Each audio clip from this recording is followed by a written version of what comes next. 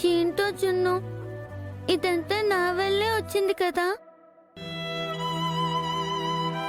నేను మా అమ్మని చూడాలని అనుకోకుండా ఉంటే బాగుండేది. నాన్న నా సొంత నాన్న కాదు అని తెలిసినప్పుడు బాధపడ్డాను. కానీ నాన్న నన్ను వదిలిపెట్టాడు కదా అని సంతోషపడ్డాను. అప్పుడే లక్ష్మీ అమ్మ వచ్చింది.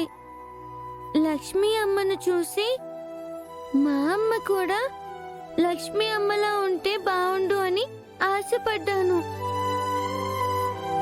ఆ ఆశతోనే అమ్మను చూడాలనుంది అన్నాను. కానీ ఇప్పుడు వచ్చిన ఆవిడ మా అమ్మలా లేదు. లక్ష్మీ అమ్మకి తనకి అస్సలు పోలికే లేదు. ఆవిడ్ని చూశాక అసలు మా అమ్మని చూడాలనుంది అని ఎందుకు అడిగానా అనిపిస్తుంది. లక్ష్మీ అమ్మే మా అమ్మ అని సరిపెట్టుకునుంటే చాలా హ్యాపీగా ఉండేది. ఇప్పుడు కూడా ఏం కాదు లక్కీ, మా అమ్మే మీ అమ్మ, మనిద్దరి అమ్మ.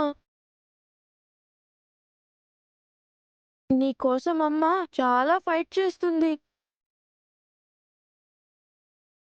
నువ్వు లేకుండా నాన్న ఉండలేడు కదా, అందుకే నీకోసం నాన్న కోసం అమ్మ ఎంతో కష్టపడుతుంది.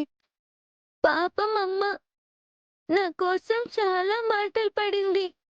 నాన్న కూడా అమ్మని తిట్టాడు. నాన్న తిట్టినా అమ్మ పట్టించుకోదు. ఎందుకంటే అమ్మకి నాన్నంటే అంత ఇష్టం.